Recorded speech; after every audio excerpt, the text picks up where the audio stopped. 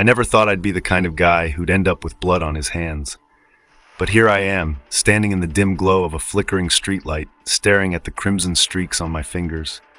The city around me is alive, buzzing with its usual chaos, but I feel like I'm in a vacuum. Time is slowed, and all I can hear is the pounding of my own heart. It all started 3 weeks ago, or maybe it started years ago, and I just didn't see it coming. Either way, here I am, and there's no going back. My name's Jack, just Jack.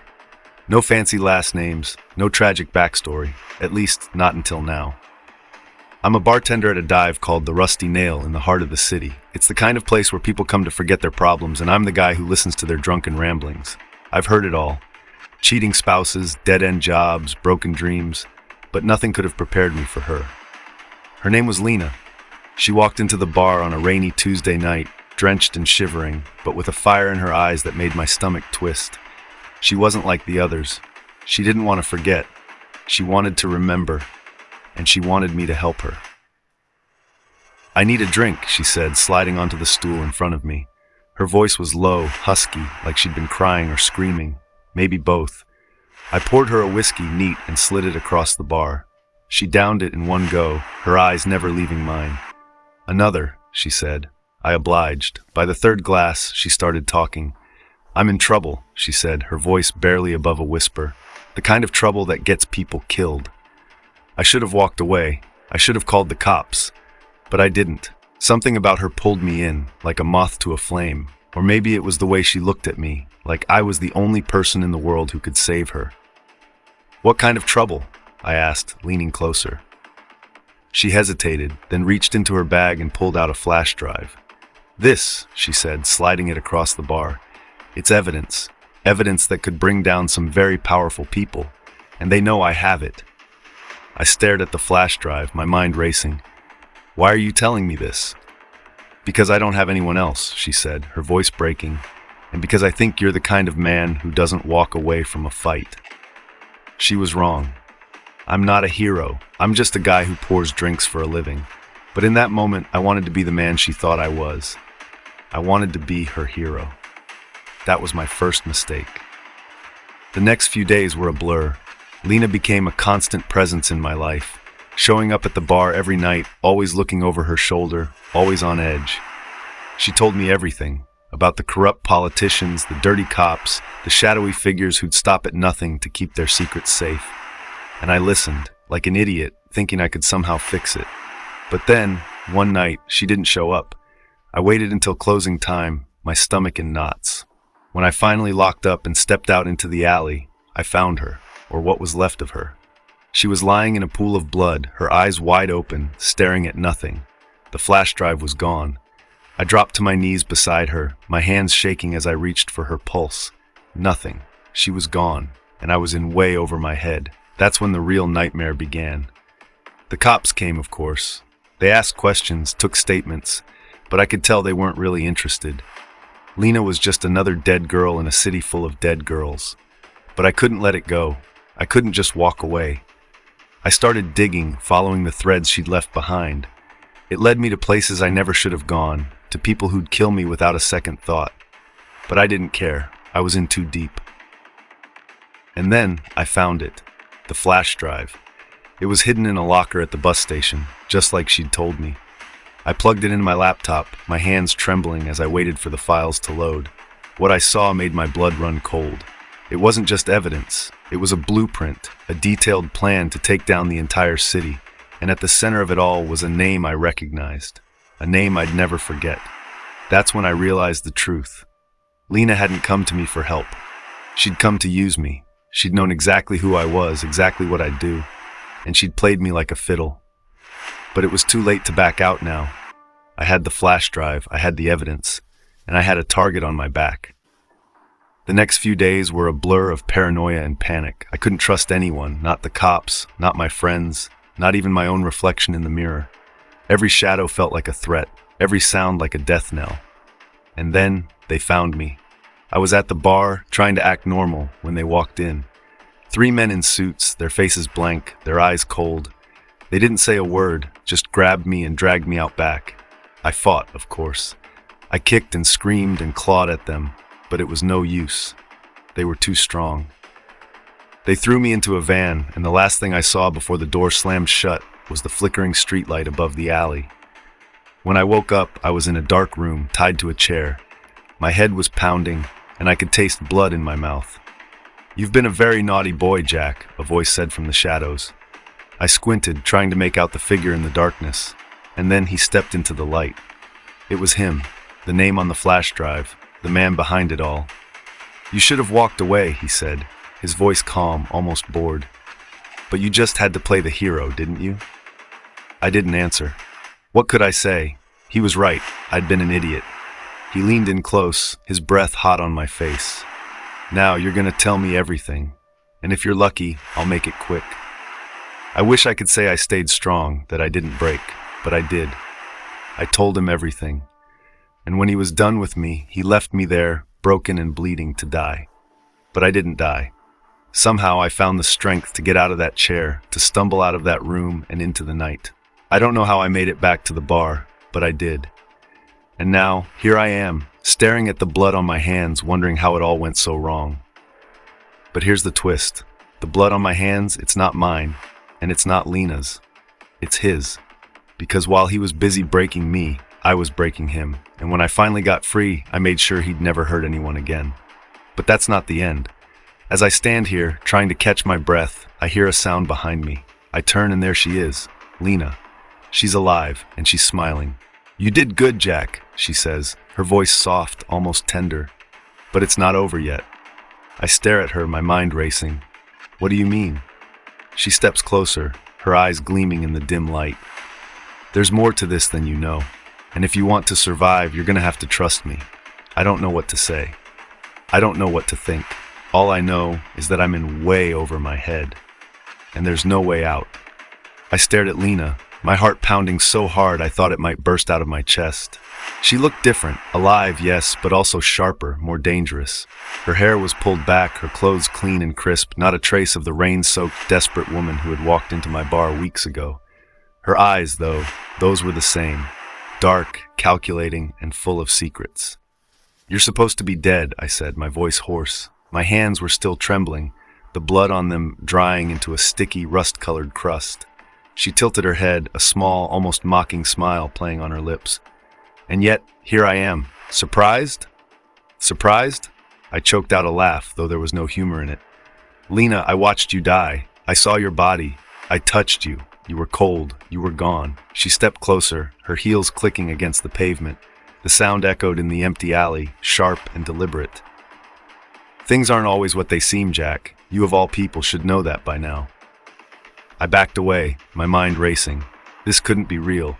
Maybe I was hallucinating. Maybe I'd lost too much blood. Maybe I was already dead, and this was some twisted version of hell. "What the hell is going on?" I demanded, my voice rising. "Who are you? What do you want from me?" She stopped, her smile fading. For a moment, she looked almost sad. "I want the same thing I've always wanted, Jack. Justice. And you're the only one who can help me get it." I shook my head, my hands clenching into fists. "No, no way, I'm done. I'm not playing your games anymore. You lied to me, you used me, and now I've got blood on my hands because of you." Her expression hardened. "You think I'm the villain here? You think I wanted any of this?" She took another step forward, her voice low and urgent. "Those men, the ones who killed me, or at least made you think they did, they're just pawns. There's someone bigger behind all of this. Someone who's been pulling the strings from the very beginning, and if we don't stop them, more people are going to die, a lot more." I wanted to walk away. I wanted to turn my back on her and never look back. But I couldn't, because as much as I hated to admit it, she was right. I was in too deep, and if there was even a chance that I could stop whatever was coming, I had to take it. "Who?" I asked, my voice barely above a whisper. "Who's behind this?" She hesitated, her eyes darting to the shadows around us. "Not here. It's not safe. We need to go somewhere secure." I laughed bitterly. "Secure? Lena, nowhere is secure. Not for me. Not anymore." She reached into her pocket and pulled out a set of car keys. "Trust me, Jack, just one more time." I wanted to say no. I wanted to tell her to go to hell, but instead, I followed her. Because what choice did I have? The car was a sleek black sedan, parked a few blocks away. Lena slid into the driver's seat, and I got in beside her, my body still aching from the beating I'd taken. She started the engine and pulled out into the street, her eyes constantly flicking to the rearview mirror. "Where are we going?" I asked, my voice tight. "Somewhere we can talk," she said, her tone clipped. "Somewhere they won't find us." I didn't ask who they were. I didn't need to. I already knew. We drove in silence for what felt like hours, the city lights fading into the distance as we headed into the outskirts of town. Finally, she pulled into the parking lot of a rundown motel, the kind of place where people went to disappear. She parked in the shadows and turned to me, her expression serious. "Listen to me, Jack. What I'm about to tell you, it's going to change everything. And once you know, there's no going back. Do you understand?" I nodded, though my stomach was churning. "Yeah, I understand." She took a deep breath, then reached into her bag and pulled out a folder. Inside were photos, documents, and a name that made my blood run cold. "This," she said, tapping the name with her finger, "is the man behind everything. The one who ordered my death. The one who's been manipulating you from the very beginning." I stared at the name, my mind reeling. It was someone I knew, someone I'd trusted, someone who had been in my life for years. "No," I whispered, shaking my head. "No, that's not possible. He wouldn't, he couldn't." "He did," Lena said, her voice firm. "And if we don't stop him, he's going to do a lot worse." I looked up at her, my heart pounding. "What do we do?" She leaned closer, her eyes blazing with determination. "We take him down, together." But as I sat there, staring at the name on the page, I couldn't shake the feeling that something was off, that Lena wasn't telling me everything, that maybe, just maybe, I was walking into another trap. And then, just as I was about to ask her, the sound of sirens cut through the night. Lena's eyes widened, and she grabbed my arm. "We need to go, now." I didn't argue. I didn't have time. Because as we scrambled out of the car and into the shadows, I realized one thing. This wasn't over. Not even close. The sirens grew louder, their wailing cutting through the night like a knife. Lena grabbed my arm, her nails digging into my skin as she pulled me toward the back of the motel. My legs felt like lead, every step sending a fresh wave of pain through my battered body, but I forced myself to keep moving. If the cops, or worse, them, caught us here, it was over. We ducked behind a dumpster, the stench of rotting garbage making my stomach churn. Lena pressed a finger to her lips, her eyes wide and alert. I held my breath, listening as the sirens grew closer, then passed by without stopping. For a moment, neither of us moved. Then Lena let out a shaky breath and leaned back against the wall, her shoulders slumping. "That was too close," she muttered, more to herself than to me. I stared at her, my mind racing. Who were they? Cops? Or them? She shook her head. "Does it matter? Either way, we're screwed if they find us." I wanted to argue, to demand answers, but I didn't have the energy. Instead, I slid down the wall and sat on the ground, my head in my hands. "This is insane," I said, my voice muffled. "I'm just a bartender, Lena. I'm not some action hero. I can't do this." She crouched in front of me, her eyes searching mine. "You don't have a choice, Jack. Neither of us does. If we don't stop him, he's going to keep killing people, innocent people, and it'll be on us." I looked up at her, my chest tightening. "Why me? Why did you drag me into this?" She hesitated, then sat down beside me, her shoulder brushing against mine. "Because you're the only one I could trust," she said quietly. "I've been watching you for a long time, Jack. I know you're a good person. I know you'd do the right thing, even if it cost you everything." I laughed bitterly. "Yeah, well, look where that got me." She didn't respond, and for a while we just sat there in silence, the weight of everything pressing down on us. Finally, she stood and held out her hand. "Come on, we can't stay here."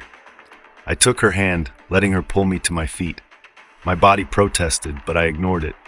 I didn't have a choice. We ended up in a dingy motel room, the kind of place that made the Rusty Nail look like a five-star resort. Lena locked the door behind us and drew the curtains, plunging the room into darkness. She flipped on a lamp, its dim light casting long shadows across the walls. I sat on the edge of the bed, my head spinning. "So what now?" I asked, my voice hollow. She sat down beside me, her hands clasped in her lap. "Now we plan. We have the evidence. We know who's behind this. We just need to figure out how to bring him down." I turned to her, my stomach churning. And how do we do that? He's untouchable. You said it yourself. She met my gaze, her eyes hard. No one's untouchable, Jack. Not if you know where to hit them. I wanted to believe her. I really did. But the name on that folder kept echoing in my mind, taunting me.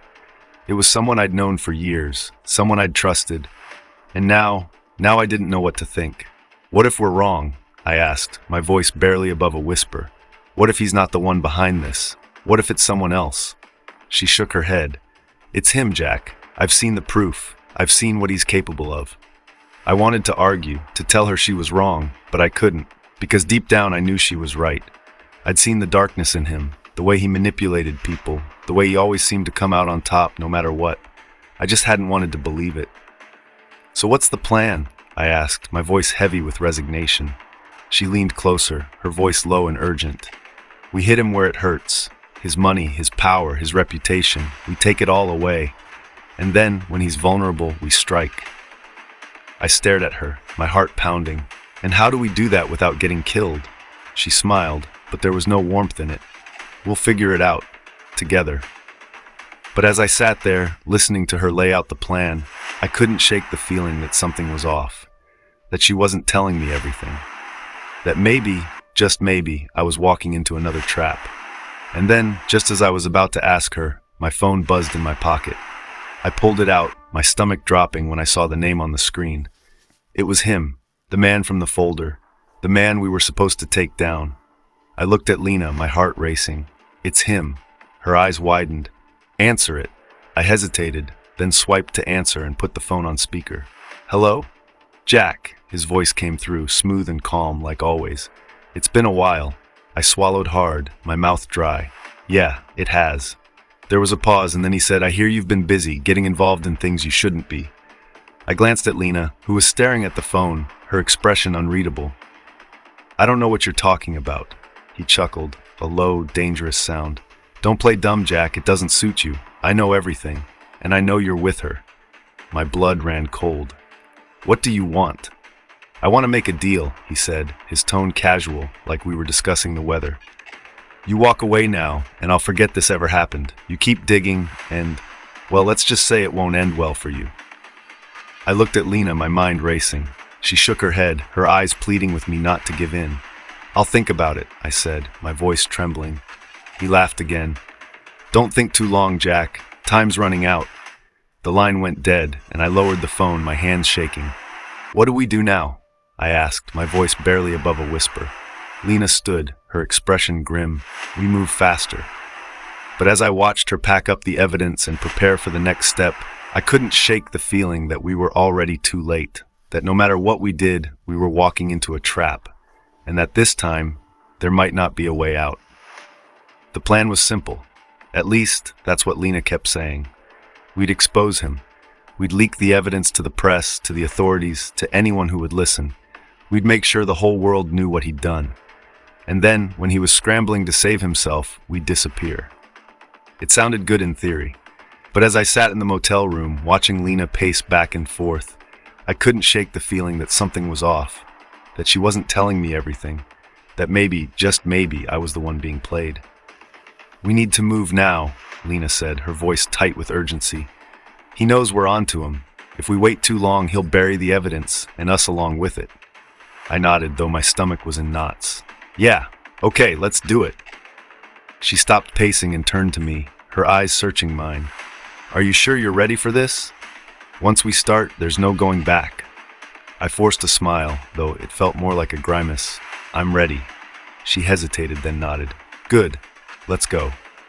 We drove to a small, nondescript building on the edge of town. It was a media outlet, one that specialized in investigative journalism. Lena had contacts here, people she trusted to get the story out quickly and quietly. As we walked in, I couldn't help but feel like we were being watched. Every shadow seemed to move, every sound made me jump. But Lena was calm, focused, like she'd done this 100 times before. She led me to a back office, where a man in his 50s with graying hair and a tired expression sat behind a desk. He looked up as we entered, his eyes narrowing. Lena, he said, his voice flat, I was wondering when you'd show up. She didn't smile. We don't have time for small talk, Greg. We need this out now. He sighed and leaned back in his chair. You know the risks. If this blows up in our faces... It won't, she said, cutting him off. We have everything we need. It's airtight. He looked at me, his gaze lingering for a moment before he nodded. All right, let's see it. Lena handed him the folder, and he began to flip through it, his expression growing darker with each page. Finally, he looked up, his face pale. This is huge. If this gets out, it'll bring down half the city. That's the idea, Lena said, her voice cold. Can you do it? He hesitated, then nodded. Yeah, I'll get it out, but you need to disappear, both of you, if they find out you're behind this. We know, Lena said, cutting him off again. We'll be gone by morning. He nodded, though he didn't look convinced. Good luck. We left the building and got back in the car, the weight of what we'd just done settling over me like a lead blanket. What now? I asked, my voice hollow. Now we wait, Lena said, her eyes fixed on the road. Once the story breaks, he'll be too busy trying to save himself to come after us, and by the time he realizes what's happened, we'll be long gone. I nodded, though I couldn't shake the feeling that it wouldn't be that easy. That he'd find us, no matter where we went. We drove for hours, finally stopping at a remote cabin in the woods. It was small and rundown, but it was safe. Or at least, that's what Lena said. As we settled in, I couldn't help but feel like we were waiting for the other shoe to drop. And then, just as I was about to voice my concerns, my phone buzzed. I pulled it out, my stomach dropping when I saw the name on the screen. It was him again. I looked at Lena, my heart racing. It's him. She nodded, her expression grim. Answer it. I hesitated, then swiped to answer and put the phone on speaker. Hello, Jack, his voice came through smooth and calm, like always. I have to admit, I'm impressed. You've caused quite a stir. I swallowed hard, my mouth dry. What do you want? He chuckled, a low, dangerous sound. I want to make you an offer, one last chance to walk away. I glanced at Lena, who was staring at the phone, her expression unreadable. What kind of offer? You give me Lena, and I let you live, he said, his tone casual like we were discussing the weather. It's that simple. My blood ran cold. What? You heard me, he said, his voice hardening. She's been using you, Jack, from the very beginning. She's not who you think she is. I looked at Lena, my mind racing. She shook her head, her eyes pleading with me not to believe him. Don't listen to him, she said, her voice trembling. He's lying. He's trying to turn us against each other. I wanted to believe her. I really did, but the doubt had already taken root, gnawing at the edges of my mind. Think about it, Jack, he said, his voice soft, almost sympathetic. She's the one who dragged you into this. She's the one who's been pulling the strings. And now, she's going to leave you to take the fall. I stared at Lena, my heart pounding. Is it true? She shook her head, tears welling in her eyes. No, Jack, I swear, I'm on your side. I've always been on your side. But I couldn't shake the feeling that she was lying, that she'd been using me all along. Time's up, Jack, he said, his voice cold. What's it gonna be? I looked at Lena, my chest tightening. And then, before I could stop myself, I made my choice. I chose him. I don't know why. Maybe it was fear, maybe it was self-preservation, or maybe it was the nagging doubt that had been eating away at me since the beginning. But when the time came, I gave him what he wanted. I gave him Lena. It happened fast. One moment we were in the cabin, the tension thick enough to cut with a knife. The next, the door burst open and men in black suits flooded in, guns drawn. Lena tried to fight, but it was no use. They overpowered her in seconds, dragging her out of the cabin as she screamed my name. I stood there, frozen, as they took her away. And then he walked in. He looked the same as always, calm, collected, in control. But there was something in his eyes, something dark and dangerous that made my blood run cold. You made the right choice, Jack, he said, his voice smooth and reassuring. She was using you. From the very beginning, you're better off without her. I wanted to believe him. I really did. But as I stood there watching him smile, I couldn't shake the feeling that I'd made a terrible mistake. Weeks passed, and life went back to normal, or at least as normal as it could be. The story broke, just like Lena had planned, and the city was thrown into chaos. But without her, without the evidence, it didn't stick. He came out on top, just like always. And I went back to the rusty nail. Back to pouring drinks for people who wanted to forget their problems. Back to pretending like none of it had ever happened. But it had, and I couldn't forget. Then one night, as I was closing up, I found it. A letter slipped under the door. My hands shook as I opened it, my heart pounding as I read the words. Jack, if you're reading this, it means I'm dead, or worse. But I need you to know the truth. He's not the one behind this. I am. I've been playing you from the very beginning, using you to get to him, but I never meant for it to go this far. I never meant for you to get hurt. I'm sorry, Lena. I stared at the letter, my mind reeling. It didn't make sense. None of it made sense. But as I read it again, the pieces started to fall into place. She'd been using me, from the very beginning. But not to take him down, to take me down, to make me the fall guy, and I'd played right into her hands. I don't know how long I stood there, staring at the letter, but when I finally looked up, I realized something. I wasn't the hero, I wasn't even the victim, I was the pawn, and the game was far from over. I should have burned the letter, I should have walked away, but I didn't. Instead, I followed the trail. I dug deeper, uncovering secrets I never wanted to know. And what I found, it changed everything. Lena wasn't working alone. She wasn't even the mastermind. She was just another pawn, like me. The real puppet master was someone I never saw coming. It was Greg, the journalist, the man who was supposed to help us expose the truth. He'd been playing us all along, using Lena to manipulate me and me to manipulate him.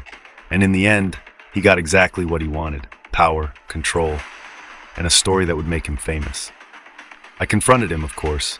I stormed into his office, the letter in my hand, demanding answers. But he just smiled, calm and collected, like he'd been expecting me. You figured it out, he said, his voice smooth and unbothered. I have to admit, I'm impressed. I didn't think you had it in you. I slammed the letter down on his desk, my hands shaking with rage. Why? Why did you do this? He leaned back in his chair, his expression almost pitying. Because I could, Jack. Because people like you, people like Lena, are so desperate to believe in something, you'll do anything. And that makes you easy to control. I wanted to hit him. I wanted to scream. But I didn't. Instead, I turned and walked away, the weight of his words crushing me. I don't know what happened to Greg after that. I don't know what happened to Lena. I don't even know what happened to him. All I know is that I'm done. I'm out. But as I sit here writing this, I can't help but wonder. Did I really escape? Or am I still just a pawn in someone else's game? The shadows are always there, lurking just out of sight. And no matter how far you run, they'll always find you. Because the truth is, the shadows we keep, they're the ones inside us. The end.